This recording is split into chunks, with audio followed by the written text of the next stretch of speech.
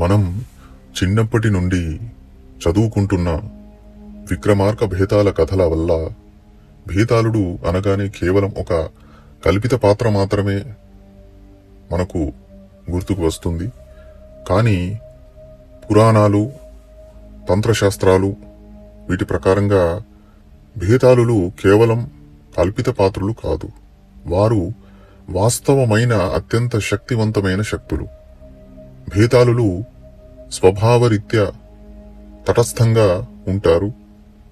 పూర్తిగా మంచివారు కాదు, అలాగని చెడ్డవారు కాదు.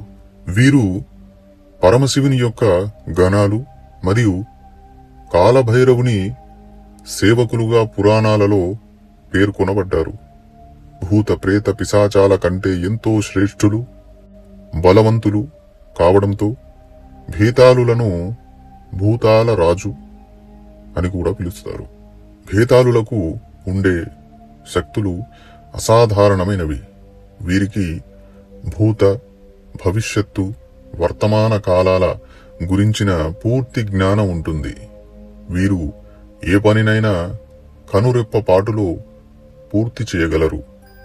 భేతాళులకు ఉన్న మరొక విచిత్రమైన శక్తి ఏంటంటే వీరు ఏదైనా మృతదేహాన్ని అనగా శవాన్ని తమ ఆధీనంలోకి తీసుకోగలరు. భేతాళుడు ప్రవేశించిన శవం ఎప్పటికీ కుళ్ళిపోదు. అయితే వీరు మానసిక సమతుల్యతను దెబ్బతీయడము, గర్భస్రావం కలిగించడము వంటి కఠినమైన పనులను కూడా చేయగలరని నమ్ముతుంటారు. భేతాళులలో అనేక రకాలు ఉన్నాయి. వారిలో అగ్నిభేతాళుడు, జలభేతాళుడు, శ్మశాన భేతాళుడు, వాయుభేతాళుడు మరియు ధనభేతాళుడు వంటివి ముఖ్యమైనవి.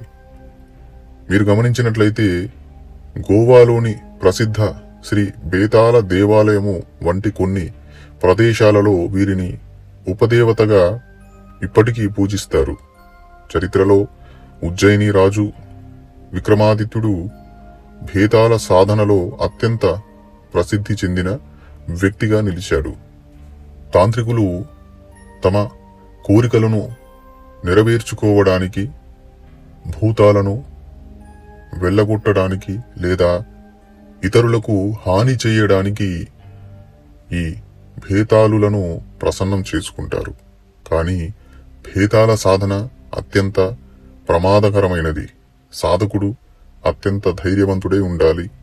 ఎందుకంటే సాధన సమయంలో భేతాళుని భయంకరమైన రూపాన్ని చూసి కొందరు ప్రాణాలు కోల్పోవచ్చు లేదా పిచ్చివారైపోవచ్చు. ఇలాంటి ప్రమాదాలు కూడా ఉన్నాయి. ఈ సాధనను అత్యంత రహస్యంగా ఉంచాలి. ఇలాంటి ఉగ్ర సాధనలనేవి సాధన మార్గంలో కొత్తగా ప్రవేశించే సాధకులు చేయకూడదు. సాధకులకు మంచి అనుభవం ఉండాలి సాధన మార్గంలో. ఆ తర్వాతే ఇలాంటి భయంకరమైన సాధనల జోలికి వెళ్ళాలి. ఈ సాధన అత్యంత గోప్యంగా, రహస్యంగా చేయాలి. బహిర్గతం కూడా చేయకూడదు. ఒకవేళ ఎవరికైనా చెబితే భేతాళుడు సాధకుడిని చంపివేస్తాడని తంత్రశాస్త్రాలు హెచ్చరిస్తున్నాయి. అందుకే శక్తివంతమైన గురువు మార్గనిర్దేశం లేకుండా భేతాళ సాధన చేయకూడదు. దీనిని ఇంట్లో కాకుండా నిర్జన ప్రదేశాల్లో లేదా శివాలయాల్లో మాత్రమే చెయ్యాలి. ఆ శివాలయాలు కూడా చాలా పురాతనమైనవి ఉండాలి. ఈ సాధన చేసే ముందు సాధకుడు పంచాక్షరీ మంత్రాన్ని లేదా మహామృత్యుంజయ మంత్రాన్ని కనీసం 1,25,000 సార్లు జపించి ఆ మంత్రసిద్ధి పొంది ఉండాలి. సాధన మార్గంలో కాస్తో కూస్తో అనుభవజ్ఞుడై ఉండాలి. సిద్ధి సాధకుడై ఉండాలి. ఈ భేతాళ సాధనలకు సంబంధించి భవిష్యత్తులో మరికొన్ని అద్భుత విషయాలను మనం తెలుసుకుందాము.